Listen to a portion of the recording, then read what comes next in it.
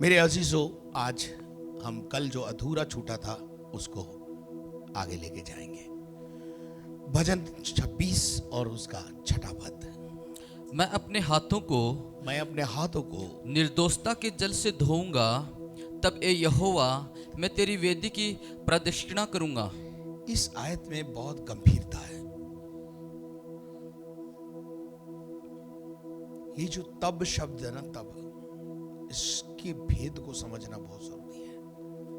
मुंह उठाए आराधना करने आ गए, कड़वाहट, जलन, हसद, कुड़न, ईर्ष्या, अक्षमा, ये सब रखते हुए हम प्रभु की आराधना करते हैं। इससे पहले कुछ तैयारी है। दाऊद इस बात को लिखता है कि मैं अपने हाथों को निर्दोषता के जल से धोऊंगा। लेकिन हमारा प्रभु हमसे आत्मिक तैयारी की बात करता है। Spiritual preparation before we entered in the gate of house of the lord. हम जब प्रभु के भवन में घुसे, उससे पहले हमारे जीवन में कुछ तैयारियां होनी चाहिए। और ऐसा केवल दाऊद ने नहीं समझाया, हमारे गुरु प्रभु यीशु मसीह ने भी समझाया। मत्ती का 5 अध्याय उसका 23 पद, यीशु मसीह वहां पर बहुत स्पष्ट रूप से हमें कुछ सिखाता है। पढ़िए, अपने चेलों को कुछ सिखाता है। डिसाइपल्स से उसकी एक डिजायर है। इसलिए आम भीड़ को, आम जनता को नहीं बोल रहा है वो। पहले आए हुए दिन को नहीं बोल, पहले दिन आए हुए व्यक्ति को नहीं बोल रहा है वो, जो आज ही प्रभु के भवन में आया है, या नए जो लोग आते हैं जिनको बेचारों को ABCD नहीं पता होती, उनसे बात नहीं कर रहा है। He is talking to the disciples. वो अपने चेलों से बात कर रहा है। मत्ती 5वें अध्याय में लिखा है कि यीशु मसीह भीड़ को देखकर पहाड़ पे चला गया और चेले उसके साथ थे। और ये जो शिक्षा की बातें हैं ना, वो चेलों को कह रहा है। And if we are a disciple of Christ, this line is for us. ये हमारे लिए है। यीशु ने क्या कहा वहां पर? इसलिए यदि तू अपनी भेंट यदि तू अपनी भेंट लेकर वेदी पर लाए। वेदी पर आए। वेदी का मतलब क्या है? वेदी से जब हम बात करते हैं तो हमें लगता है कि वो मंदिर जो यरूशलेम में दाऊद ने बनाया, उस वेदी की बात कर रहे। नहीं, वेदी तो हाबिल और कैन के समय से है।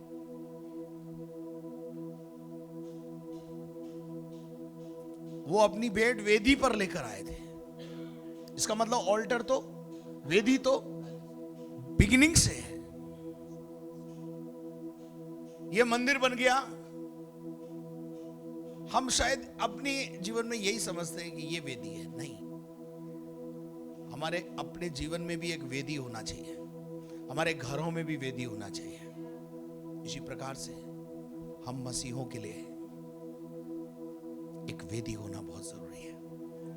लेकिन यहां प्रभु हमसे एक ही डिमांड कर रहा है, पवित्रता। Before you come on the altar, जब तू वेदी पर आए तो तुझे वहां तू स्मरण करे कि तेरे भाई के मन में तेरे प्रति कुछ विरोध है, कहा सुनी है, कुछ टंटा है, कुछ लड़ाई झगड़ा है। उस लड़ाई झगड़े को रख कर तू मेरी वेदी पे मत आ।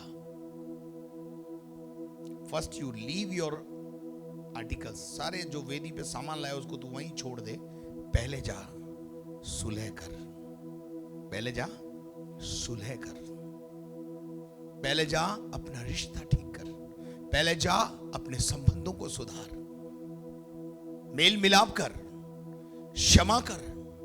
उस कड़वाहट को जो तेरे भाई में तेरे एटीट्यूड की वजह से हो गई है, उसको दूर कर, और उसके बाद आकर मेरी आराधना कर। मैं आज आपको इसकी गहराई में ले जाना चाहता हूं। अगर ये समझ गए ना, तो एक एक प्रार्थना जो आप यहां बैठ करके मांगोगे, एक एक प्रार्थना का उत्तर आएगा। मेरी सब प्रार्थनाओं का उत्तर आता है। अब उत्तर आता है, मैं आपका क्या लफड़ा है मालूम है? आपको एक ही उत्तर पता है, यस वाला, पर मुझे 3 उत्तर पता है। पहला, यस ले, ये आंसर है। कई बार खुदा बोलता है अभी नहीं, ठहरो। ठहरो आंसर नहीं है? हाँ? ठहरो आंसर नहीं है क्या? है।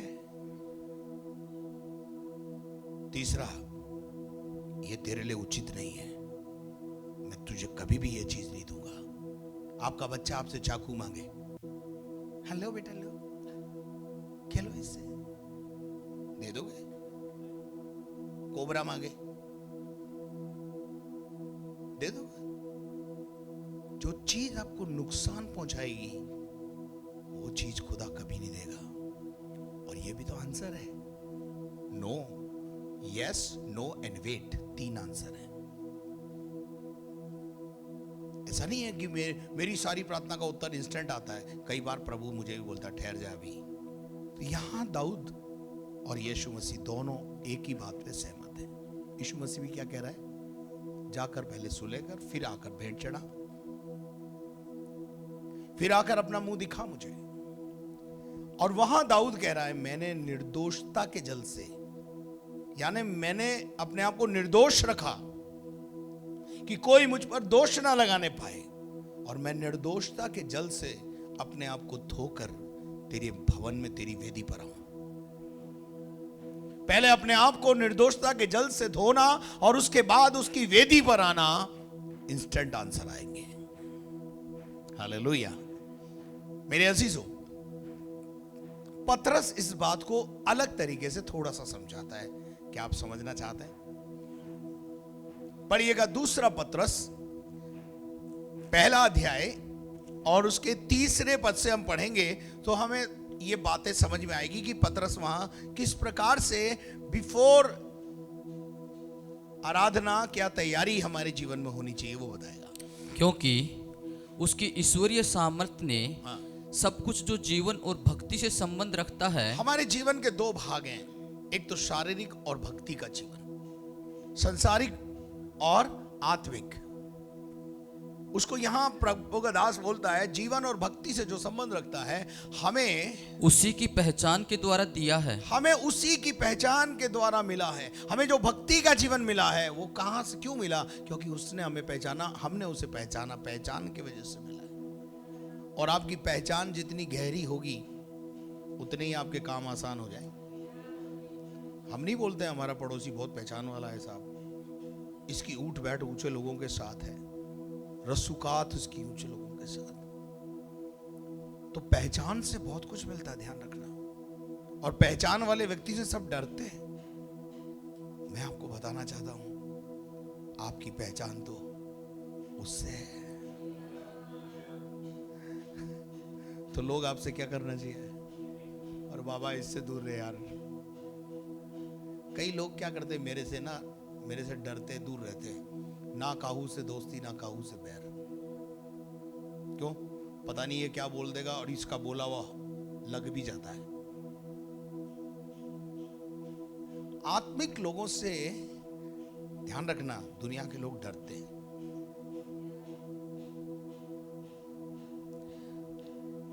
आप सांप को देख के डरते हैं, सांप आपको देख के डरता है। एक लॉजिक है ये। जंगल में शेर सबको डराता है, आग को देख के खुद डर जाता है। कहीं ना कहीं डर है। सांप, आप जैसे सांप को देखते हैं और काट लेगा, कुछ हो जाएगा, डरते हैं आप उससे। लेकिन जैसे ही सांप आपको देखता है, उसको पता है मेरा सबसे बड़ा दुश्मन यही है, क्योंकि खुदा ने इसको बोला है तू मेरी थोतड़ी को कुचलेगा। वो आपसे डरता है। दुनिया आपसे डरना चाहिए, दादागिरी में नहीं। आपका प्रार्थना का जीवन, आपकी खुदा से जो संबंध, रसूकात, मुलाकात। और मैं अक्सर बोलता हूं कि अगर खुदा के दास ने एक आंसू बहा दिया ना तो बंटा डार हो जाएगा। पहचान जो शब्द है इसमें बहुत दम है।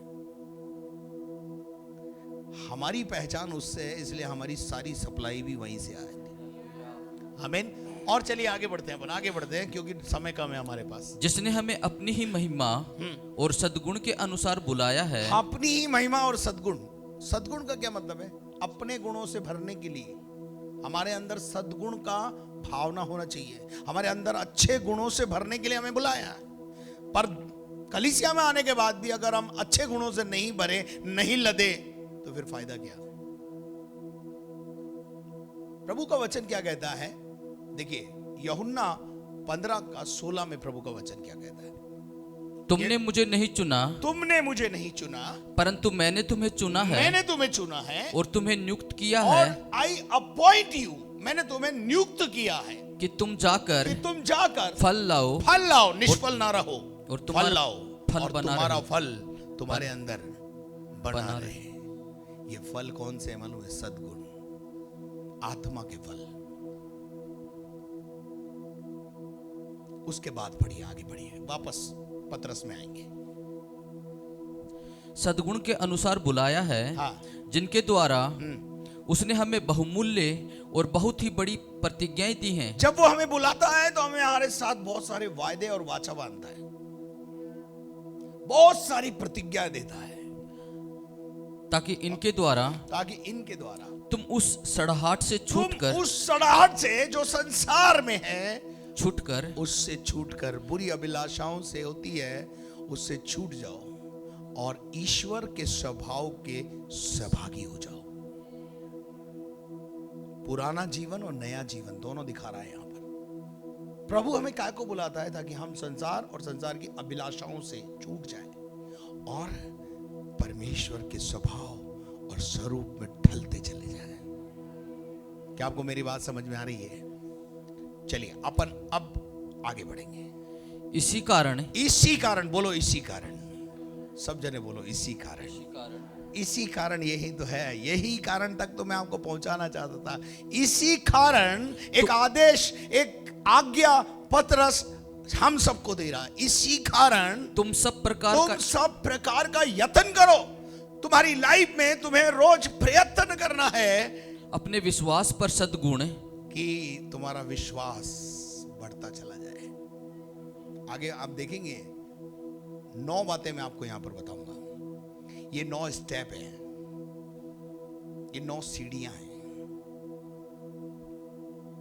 परमेश्वर की आराधना करने से पहले ये 9 बातें जो मैं अभी आपको बताने जा रहा हूं, वो आपकी लाइफ में होना चाहिए। तब आप हाथ उठाओगे ना, अद्भुत आश्चर्य कर्म होने लगेंगे।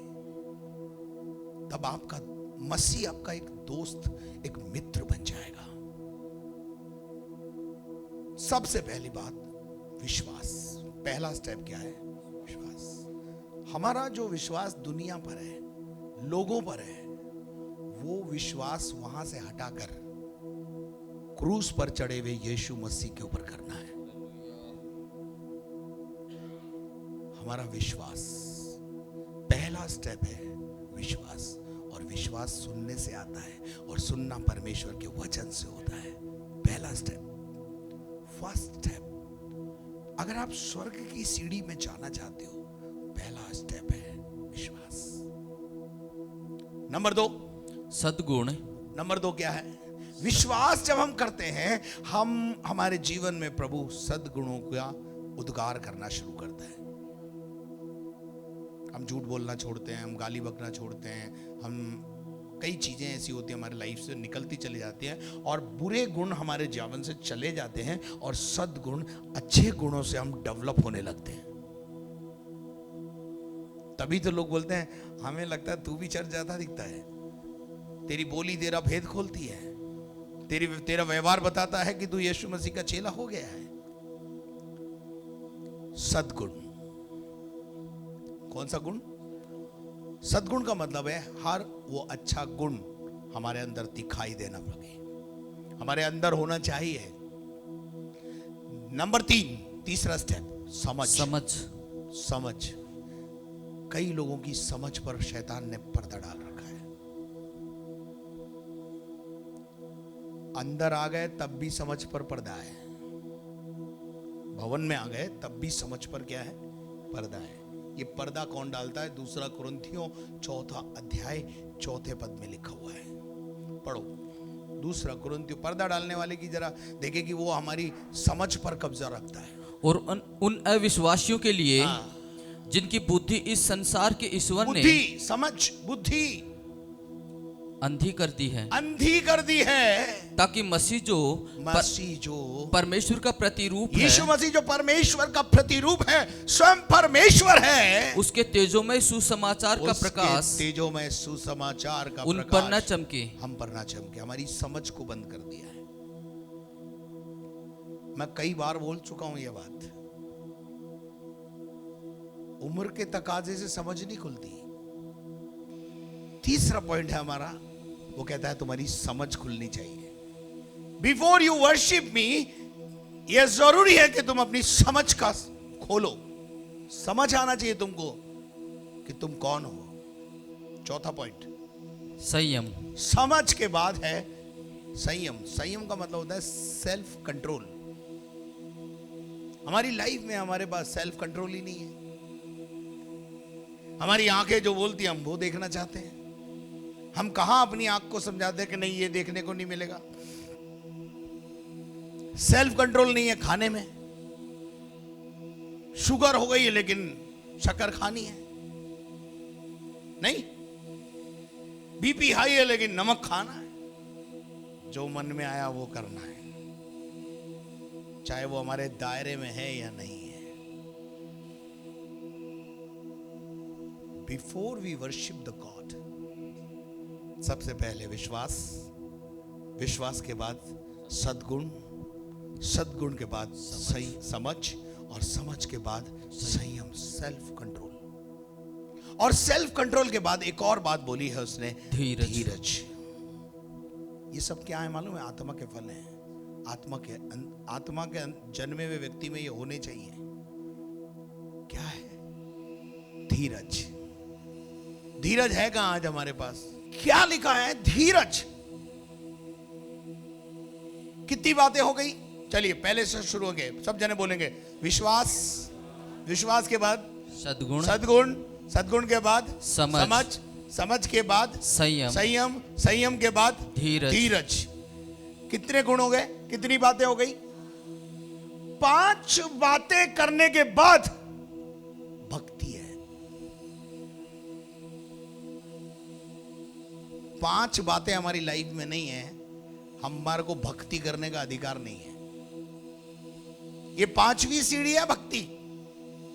पहले विश्वास करना है, अपने आप का, अपने लाइफ स्टाइल को चेंज करना है, सद्गुण से भरना है, उसकी समानता और उसके स्वरूप में आने का प्रयास करना है, अपनी समझ को खोलना है।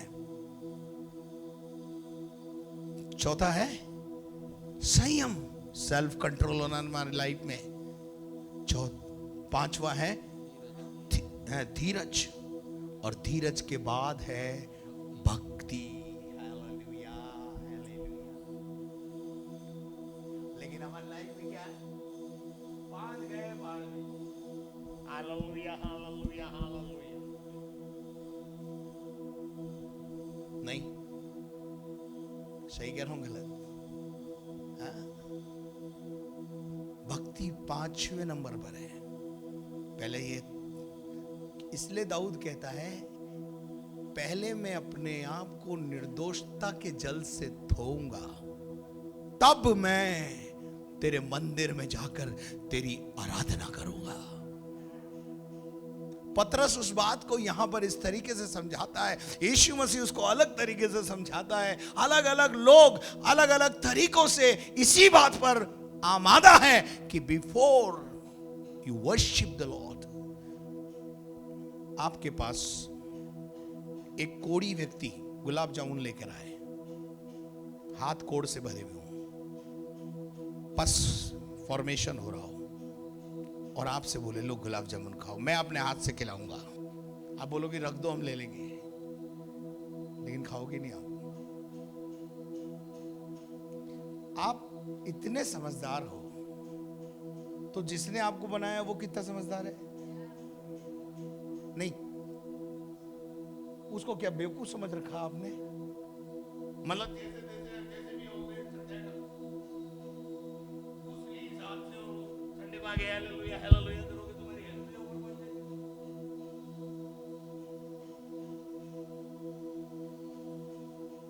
निर्दोषता के जल से हाथ धोकर फिर मैं तेरी वेदी पे जाऊंगा। कितनी बढ़िया बात लिखी है उसने।